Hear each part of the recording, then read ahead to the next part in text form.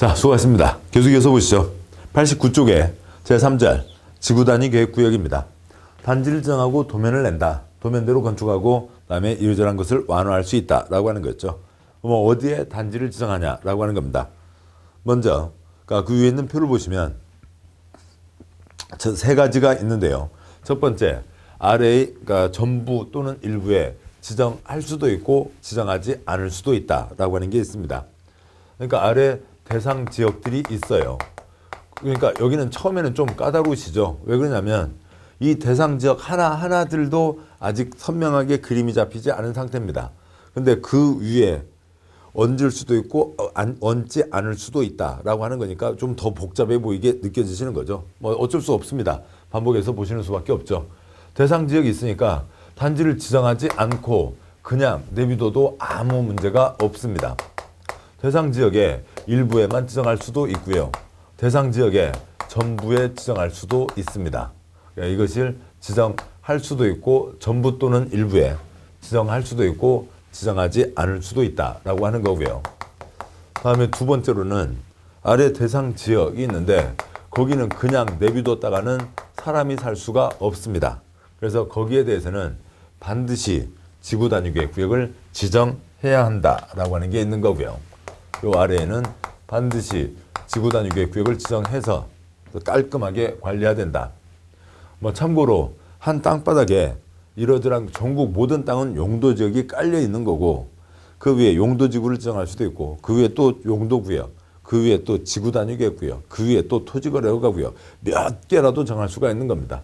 300개 법에 따라서 400가지 이름을 정할 수가 있는데 경기도 용인의 어느 땅에는 한 땅의 이름에 37가지가 얹어져 있기도 하는 거예요. 다음 세 번째로는 대상 지역이 있는데 이 대상 지역이 도시지역, 외지역입니다. 도시지역이 외지역이니까 관리지역, 농림지역, 자연환경 보전지역이죠. 이 도시지역, 외지역에 지정하기 위한 요건. 도시지역이 아닌 땅에는 이거는 도시지역에 비하면 보전 쪽이죠. 보전하자고 해놓고 지구단위계획구역을 지정하면 두 곳배기 개발을 할 수 있잖아요. 개발을 하겠다. 그러면 특별한 곳에만 지정을 할 수가 있습니다. 그 요건 이렇게 세 가지가 있는 거고요. 그 요약된 표는 아직은 처음엔 익숙하지 않으시니까 문장으로 보도록 하시죠. 굵은 1번 지구단위계획구역을 지정할 수 있는 곳. 국토부 장관 지도자 시장구수는 다음 지역의 전부 일부에 대해서 지구단위계획구역을 지정할 수 있다. 화살표 기억 아래 구역 등에 지구단위계획구역을 지정하지 않아도 되고 니은 아래 구역 등에 전부에 지정해도 되고 디귿번 일부에 지정해도 된다. 예를 들어 최고 고도지구로 지정된 곳이 있다고 하자. 남산 꼭대기 달을 볼 수 있게 하자고요. 그래서 이쪽 그러니까 서울역 쪽에서 봤을 때 서울역 쪽은 앞에 큰 건물이 있으니까 좀 그런가요? 명동 쪽에서 봤을 때 그러니까 어느 정도 높이 이하로 지어라. 최고 고도지구가 있습니다. 그러면 기억번 최고 고도지구 높이 제한을 하고 있으므로 지구단위계획구역을 지정하지 않아도 예를 들면 거기서는 25m 이하로 지어라. 그러면 지구단위계획구역 없어도 단지 따로 지정하지 않아도 25m 넘는 것은 없죠. 목적은 달성됩니다. 그런데 그 명동 쪽에서 바라보는 쪽으로 그 케이블카 타는 그런 쪽이 있잖아요. 그쪽에서 바라보는 쪽에 거기 전체의 지구단위계획구역을 지정하면 그 케이블카 타러 가는데도 좋고 보기도 깔끔하고 남산 꼭대기 달도 보면서 눈앞에 보이는 건물들도 깔끔하고 훨씬 더 좋은 거죠. 아니면 그 일부 디귿번 특별히 손봐야 될 일부에만 정할 수도 있는 거고요. 길가 쪽으로만 하고 저 안쪽은 내비둘 수도 있다. 그런 얘기죠. 이것도 쉽지 않죠. 아마 쉽지 않습니다. 하나씩 가도록 하시죠. 그러니까 첫 번째 용도지구로 정해진 곳이 있습니다. 지금 그런 목적들이죠. 뭐 똑같은 얘기를 계속 반복하게 되는 거예요. 이 각각 내용이 익숙해지셔야 풀리는 거죠. 반복해서 보셔야 풀리는 거지 어느 한 자리를 계속 본다고 해서 풀리는 거 아닙니다. 방화지구를 예를 들어 보죠. 상업지역이면 대부분 방화지구입니다. 방화지구면 소방설비를 5개를 갖춘다. 뭐 그런 예를 들었었죠. 됐습니다. 그렇게 하면 소방설비 5개 있으니까 불이 번지지는 않겠죠. 마구 번지지는 않을 겁니다. 그런데 그 상업지역 방화지구에 거기 단지를 지정해서 큰 길가 쪽만 이쁘게 해도 좋고요. 그 다음에 그 상업지역 전부를 다 이쁘게 해도 좋고요. 그런 뜻들이죠. 그러니까 2번 새로 개발되는 여러 가지 개발 사업을 하겠다는 새로 개발되는 곳들입니다. 그런데 개인들이 개발하는 게 아니라 관청에서 사업을 하겠다는 거죠. 2-1번 도시개발구역, 2-2번 정비구역, 2-3번 택지개발지구, 2-4번 대조성 사업지구, 2-5번 산업단지, 준산업단지, 2-6번 관광단지와 관광특구가 있습니다. 그 중에 2-3번 택지개발지구를 들어보죠. 어디에 신도시가 만들어집니다. 그러면 그 법에서 어련히 이쁘게 하려고요. 놔둬도 괜찮습니다. 그런데 신도시 전체를 이쁘게 해도 좋죠. 그럼 훨씬 더 이쁘잖아요. 1차 분양하는 흔히 얘기하는 시범단지만 이쁘게 해도 괜찮은 겁니다. 등등등이 있고요. 3번 보전에서 개발로 행위 제한이 완화되는 곳입니다. 왜 그러냐면 이쪽은 그러니까 건폐율 1.5배, 용적률 2배, 그러니까 더 크게 개발하자는 곳이죠. 보전으로 묶여 있는 곳이 아니라 개발로 풀리는 땅입니다. 보전으로 묶여 있다가 개발로 풀렸기 때문에 이제 개인들이 이것저것 건물을 짓는 겁니다. 2번은 그러니까 각종 법에 의한 사업으로 가는 곳이라면 3번은 그러니까 그 땅이 풀려서 개인들이 알아서 이러저러한 개발을 하는 거죠. 어차피 개발을 반상회에서 결정한 거 아니죠. 관청에서 결정을 한 겁니다. 이제 개발들 하시라고 알아서 개발을 하면 되죠. 그런데 새로 개발되는데 거기가 우후죽순 엉망진창으로 개발되고 나중에 아이고 이거 안 좋네 어떻게 하지 하기보다도 처음부터 도면을 내서 가면 훨씬 더 이쁜 동네가 만들어질 거잖아요. 그러니까 뭐 어디 카페거리 그런 것들을 떠올려 볼 수가 있는 겁니다. 3-1번 개발제한구역, 도시자연공원구역, 시가화 조정구역, 공원에서 해제되는 곳, 묶여 있다가 풀리는 곳. 3-2번 녹지지역에서 주거, 상업, 공업지역으로 변경되는 구역과 새로 도시적으로 편입되는 구역. 즉 새로 도시적으로 편입된다는 건 도시적 외지역이었죠. 관농자였다가 도시적으로 변경되는 지역 중 계획적인 개발 관리가 필요한 지역 등을 들 수가 있습니다. 그래서 보전에서 개발로 풀리는 곳에 정할 수 있다.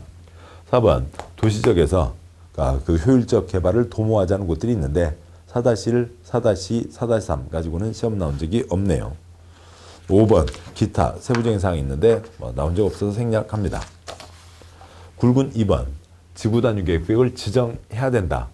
여기는 그냥 내비뒀다가는 사람이 살 수가 없고 여기는 반드시 지구단위계획으로 지정해야 된다. 국토부장관 지도자 시장군수는 다음 구역은 지구단위계획으로 지정해야 한다. 단 빼고요. 작은 1번 정비구역, 택지개발지구 시행되는 사업이 끝난 후 10년이 지난 지역. 사업 끝나고 10년이죠. 그 아래 괄호에 있는 지정되고 10년 X 지정되고 10년이 아닙니다. 정비구역, 택지개발지구 지정되고 사업 끝나고 10년이라고요. 정택이 몇 살? 정택이 40이라고요. 정택이 40입니다. 정비구역 지정되고가 아니라 지정되고 10년, 15년, 20년 동안 삽도 못된 사업들을 즐비합니다. 사업이 끝났다고요. 새 단지가 만들어지고 10년. 택지개발지구 신도시가 만들어지고 10년. 10년이면 뭐가 바뀌었어요? 강산이 바뀌었잖아요. 그런데 강산이 다 바뀌었는데 멍하니 있으면 사람들 그 옛날 10년 전에 있었던 그 상황 그대로 계속 생활을 할 수가 있냐고요. 안 되는 거죠. 깔끔하게 손봐야 된다. 그러니까 2-1번 시가화 조정구역 공원에서 해제되는 지역으로 그 면적이 30만 제곱미터 이상인 지역 단 빼고요. 2-2번 녹지지역에서 주거, 상업, 공업지역으로 변경되는 지역으로 그 면적이 30만 제곱미터 이상인 지역이 있습니다. 여기에 비교되는 거죠. 그러니까 시가화 조정구역 공원에서 해제됩니다. 여기에서 풀렸다고요. 그러니까 개발로 가는 거죠. 그런데 덩어리가 얼마요? 30만 제곱미터 이상, 축구장 30개 이상. 그러니까 녹지지역에서 주상공으로 바뀝니다. 다 개발로 풀리는 땅이죠. 그러니까 그런 쪽으로 덩어리가 30만 제곱미터 이상입니다.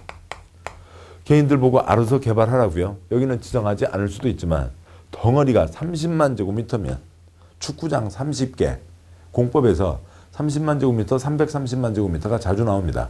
30만 제곱미터, 제대로 된 단지는 30만 제곱미터 이상은 돼야 되고 제대로 된 신도시는 330만 이상은 돼야 된다라고 하는 게 있는 겁니다. 그러면은 여기가 개인이 우후죽순 난개발로 30만 제곱미터면 아유 그 동네 지나가다가 멀미하겠습니다. 30만 제곱미터 이상이면 깔끔하게 손대야 된다라고 하는 거죠. 세 번째요. 도시적 외의 지역의 지구단위 계획구역을 지정하기 위한 요건입니다. 먼저 첫 번째 표를 보시면 지구단위계획 앞에 용도지역, 용도지구, 용도구역이 있죠. 그러면 용도지역 중에서 어디다 할 거냐고요. 도시적 외지역이죠. 관리지역에 계생보가 있잖아요.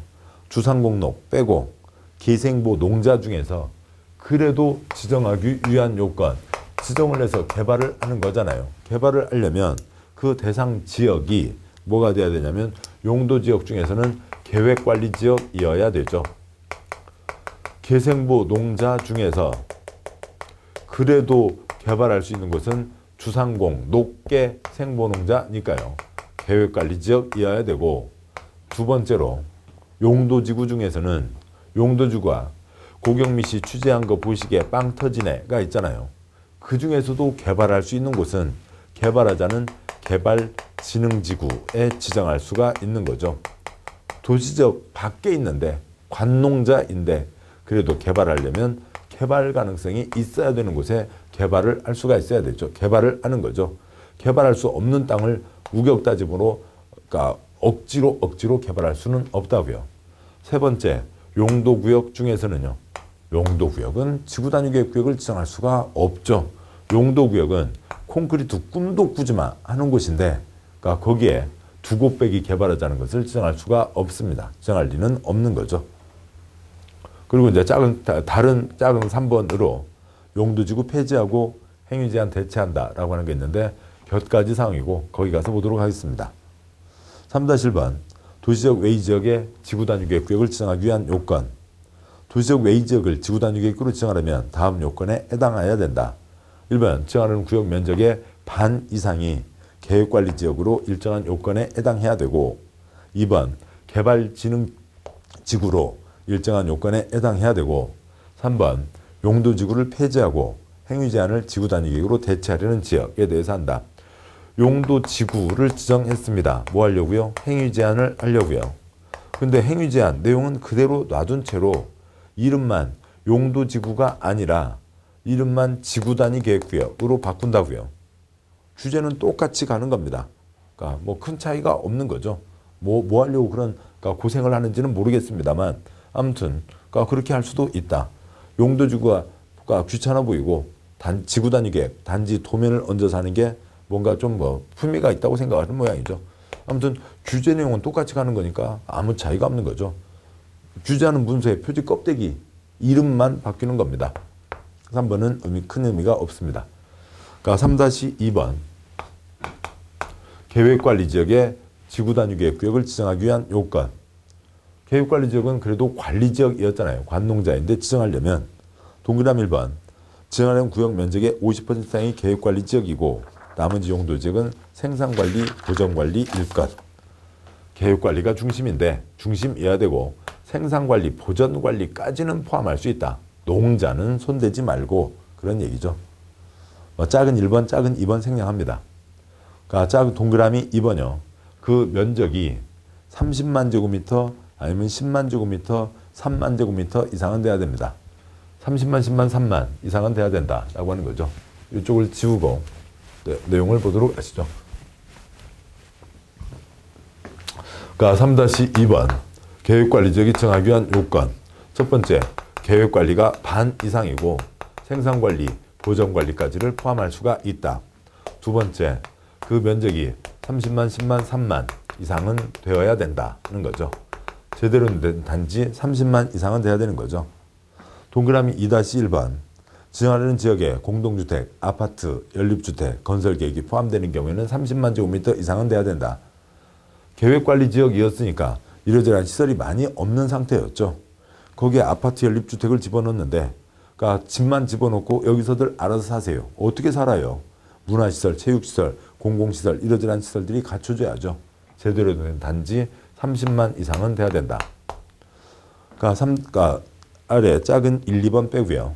동그라미 2-2번 지정하는 지역에 공동주택 중 아파트 연립주택, 건설계획이 포함되는 경우로 다음 경우에는 10만 제곱미터 이상만 돼도 지정받을 수 있다. 작은 1번 지구단위계획구역이 수도권의 자연보전권역인 경우. 2번 지구단위계획구역 안에 초등학교 용지를 확보해서 교육청 동의를 얻거나 지구단위계획구역 안 또는 지구단위계획구역으로부터 통학 가능한 거리에 초등학교가 위치하고 학교 수용이 가능한 경우로 교육청 동의를 받은 경우에는 10만 제곱미터만 돼도 지정할 수가 있다. 그러니까 뭐 수도권의 자연 보전 권역이라고 하는 게 있습니다. 좀 복잡한데요. 아무튼 수도권이 서울, 인천, 경기죠. 서울, 인천, 경기가 있습니다. 자, 그러면은 이게 좀 너무 큰가요? 그러니까 서울이 너무 크게 그려졌네요.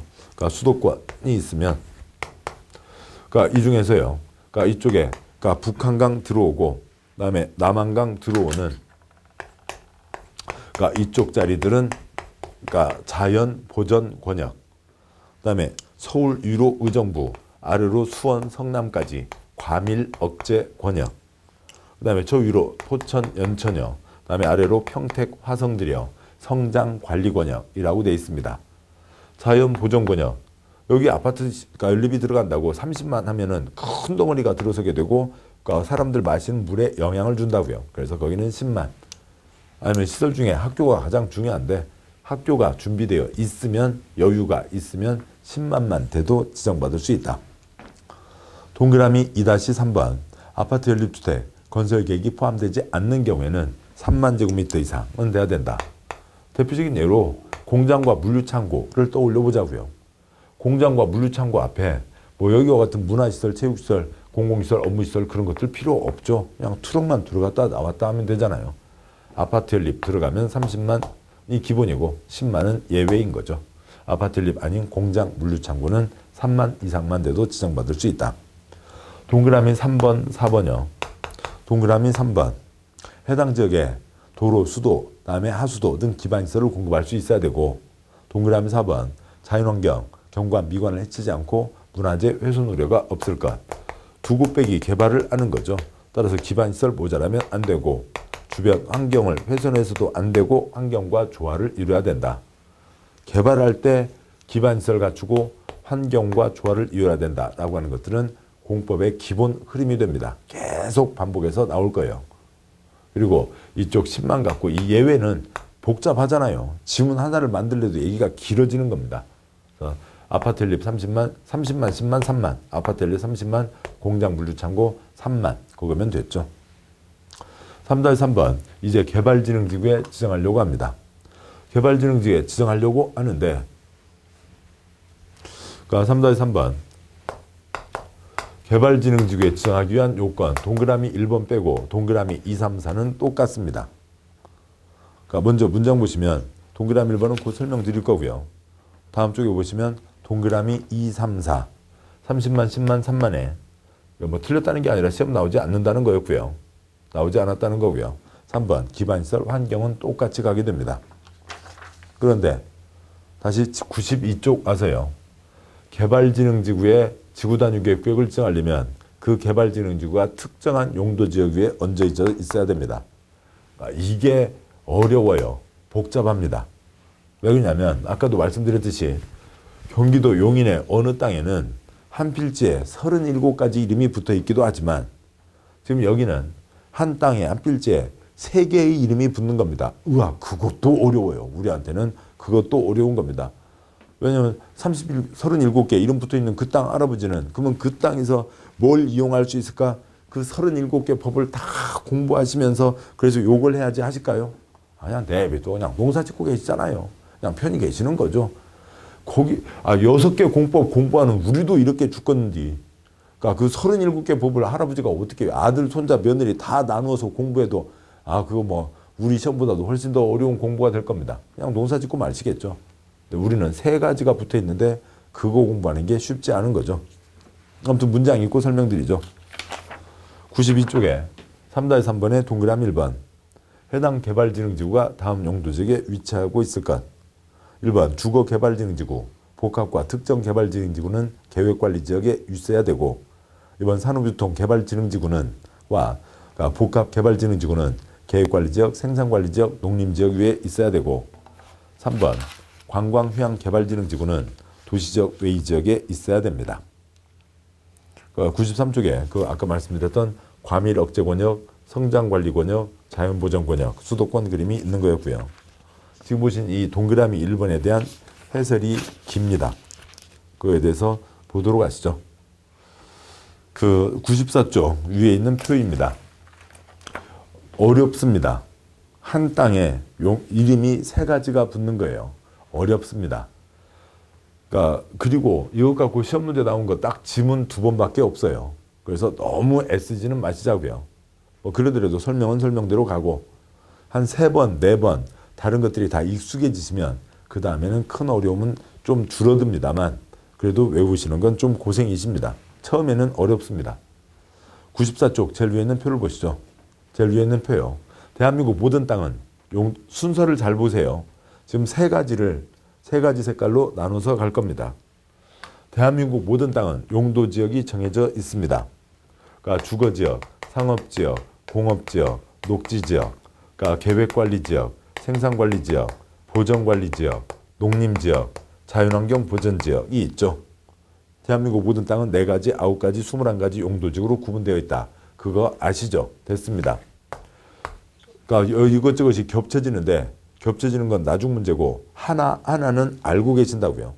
종합이 어려운 거고 종합은 시간으로 해결하자고요. 횟수로 해결을 하시자고요. 다음에 2번째, 개발진흥지구가 있습니다. 개발진흥지구는 필요하면 우리나라 땅 어디라도 정할 수가 있는 거죠. 개발진흥지구에 주산관복특 있습니다. 주거개발진흥지구, 산업유통개발진흥지구, 관광휴양개발진흥지구, 그 다음에 복합개발진흥지구, 특정개발진흥지구들이 있고 걔네들은 필요하면 우리나라 땅 어디라도 지정할 수 있죠. 아까 어디에는 지정하지 못한다. 그런 얘기 없었습니다. 주거개발진흥지구를 그 지역에서 필요하면 그 땅바닥이 뭐가 됐든 간에 주상공록, 기생보, 농자 뭐가 됐든 간에 필요하면 어딘가에 지정을 하는 거죠. 산업유통개발진흥지구를 필요하면 우리나라 땅 어디에라도 다 죄송합니다. 이건 이제 색깔을 바꿔서 하도록 하죠. 2번째, 이 개발진흥지구는 우리나라 땅 어디라도 지정할 수가 있는 겁니다. 용도지구는 필요하면 정하는 거니까요. 개발진흥지구도 각각마다 어디에도 다 정해질 수가 있는 거죠. 다 그러니까 정해져 있습니다. 그러니까 왜 공업지역 위에다가 주거개발진흥지구요? 그건 몰라요. 누구 마음이요? 국토부 장관, 시도지사, 대도시장 마음이죠. 공업지역에도 그러니까 집은 있어야 되잖아요. 그러니까 사람들이 멀리 주거지역에서 출퇴근할 수도 있지만 할 수도 있는 겁니다. 할 수도 있는 거죠.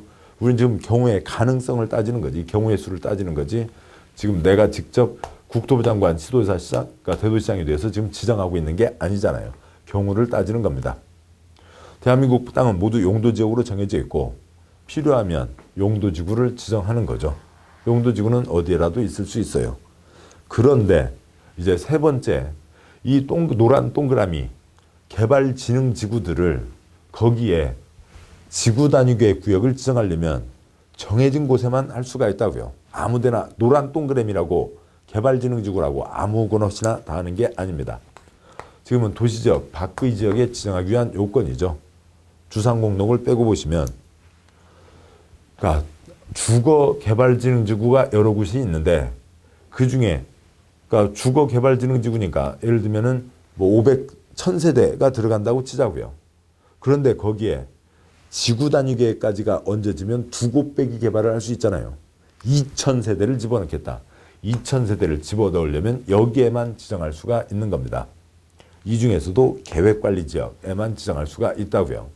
여기는 그냥 1000세대면 됐지 2000세대까지는 무리입니다.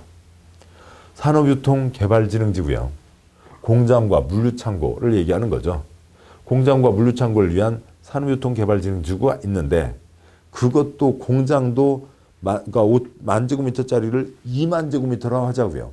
창고 1만 제곱미터짜리를 2만 제곱미터로 하자고요. 그러려면 계획관리, 생산관리, 농림지역에 있어야 됩니다. 보전관리지역, 자연환경보전지역에도 조금 거의 창고가 불가능하긴 합니다만 아무튼 창고가 어쩌다 들어간다 하더라도 거기에는 그러니까 그냥 원래 거 그것만 할 수 있지 2곳 빼기는 노리지 말라고요. 관광휴양 개발진흥지구가 계생보농자 어디에 있다 하더라도 관광휴양은 도시지역만 떠나면 숨이 좀 트이는 거죠. 그래서 그러니까 어디에 계획관리지역, 생산관리지역, 보전관리지역, 농림지역, 자연환경보전지역 그 위에 있는 각각의 관광휴양 개발진흥지구들에 대해서 지구단위계획구역을 지정할 수가 있는 겁니다. 그래서 이걸 요약한 내용이 그 아래에 있는데요. 그러니까 먼저 그 표 아래요. 지금 이 자리를 짚어보는 겁니다. 생산관리지역에 있는 여기와 여기요. 생산관리지역에 주거개발진흥지구가 지정되어 있어도 거기는 지구단위계획구역으로 지정할 수 없습니다. 지금 이 말씀 안에, 제가 드린 말씀 안에 땅바닥 이름이 세 가지가 있어요. 생산관리지역에 주거개발진흥지구가 지정되어 있어도 지구단위계획구역은 지정할 수 없다. 이 자리요. 생산관리지역에 산업유통개발진흥지구가 지정되어 있으면 거기를 지구단위계획구역으로 지정할 수 있다. 그런 얘기입니다. 왜 그런지 그 설명은 드렸지만 쉽지 않네요. 그러니까 그거는 그렇고 아무튼 이 표만 읽으시면 됩니다. 그 아랫줄이요. 그 아래 대규모 아파트 단지는 계획관리, 개생보 농자 중에서 계획관리일 때만 대규모 아파트 단지가 들어갈 수 있는 거고요. 공장과 물류창고는 보전, 빼자고요. 그러니까 관광휴양 개발진흥지구는 그러니까 조용필 아저씨 여름만 되면 목 터져 외치시잖아요. 도시를 떠나요. 도시만 떠나면 다 할 수 있다. 그런 얘기입니다. 뭐 여기는 천천히 붙여가도록 하시죠. 자, 여기까지 해서 지구단위계획구역 지정에 대한 내용들을 보셨습니다. 이 표는 지금 이쪽 그대로니까 지우도록 하죠. 자, 다음은 그 지구단위계획에 대한 사례입니다. 그러니까 경기도 화성시 동탄에 대한 사례예요. 그러니까 거기에 그러니까 그 중에서요. 그러니까 동탄 전체 그러니까 동탄 1신도시인데요. 거기가 904만 제곱미터입니다. 그 동탄 내에 복합단지라고 해서 중심삼가라고 불리는 곳이 있어요. 그 중심삼가로 불리는 곳이 그러니까 11만 제곱미터입니다. 그래서 면적으로 따지면 여기가 전체 100%면 그러니까 거기가 전체의 1.2%입니다.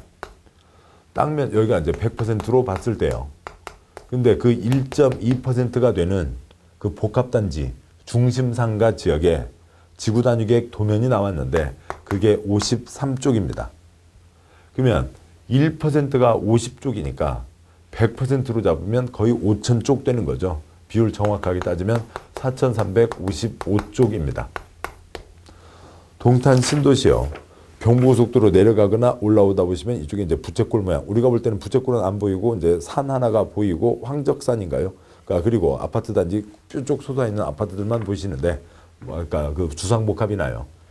그 중에 여기 안에 가운데 조그만 네모를 조금 시범단지 옆에 조그맣게 그 한 부채꼴 모양의 블럭이 있거든요.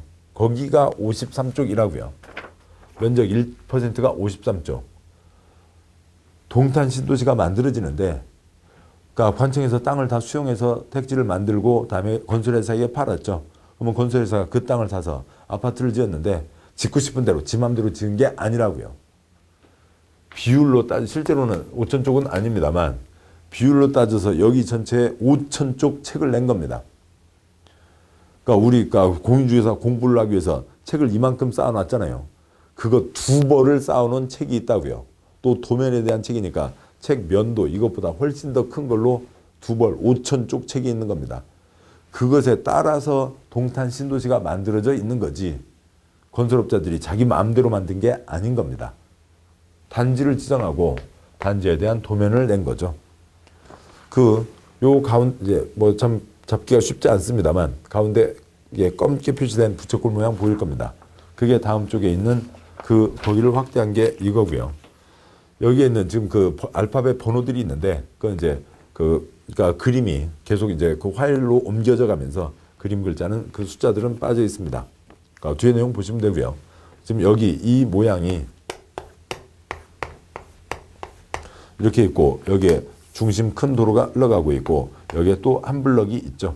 그렇게 해서 번호로 따지면 그러니까 뭐 1, 2, 3, 4, 5 5개 블럭이 되는 겁니다. 이게 11만 제곱미터 축구장 11개 크기예요. 자, 그런데 여기가 그러니까 특별계획구역으로 정해진 곳이고 여기 전체 도면이 53쪽입니다. 지구단위계획은 뭐는 포함해야 된다고요? 기거는 포함해야 되죠. 그래서 1번 기반시설 배치와 규모에 대한 결정조서 96쪽 와서요. 그래서 여기 요 블럭에 도로, 그 다음에 공원을 어떻게 한다. 그러니까 2번, 그러니까 건축물, 용도, 건폐율, 용적률 등, 그러니까 건축물 등에 대한 결정 조서가 있는 겁니다. 그래서 보시면 한 장 넘어가서 보시면 97쪽에 그러니까 블럭들이 있는데, 그러니까 111, 그러니까 112, 113, 그다음에 121, 그다음에 122 다섯 개 블럭이 있는 거죠. 이 블럭에 대해서 이 113 블럭에는 뭘 집어넣으라고 되어 있냐면 용도에서요. 숙박시설, 호텔을 지으라고 되어 있죠. 어느 사람이 돈이 좀 생겼습니다.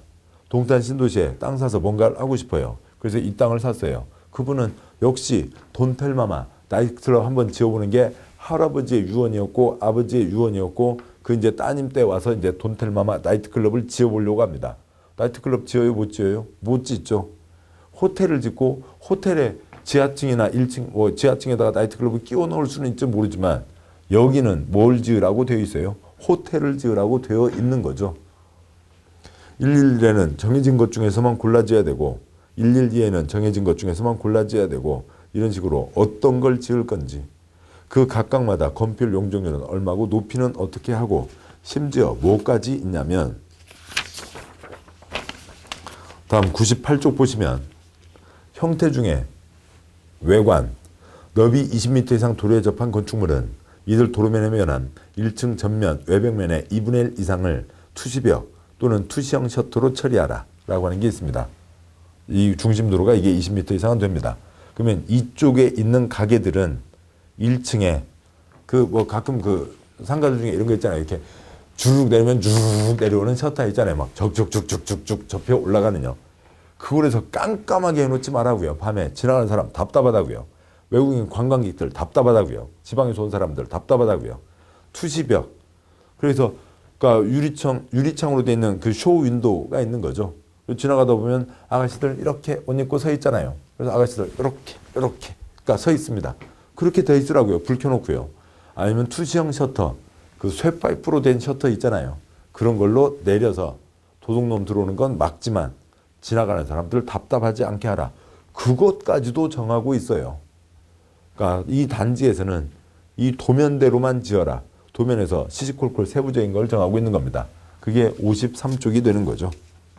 3번 가구 획지에 대한 결정조사나 4번 교통처리계획, 5번 용도지역, 용도지구에 대한 결정조서 등등으로 해서 여기에 대한 도면만 53쪽이 나와 있는 겁니다.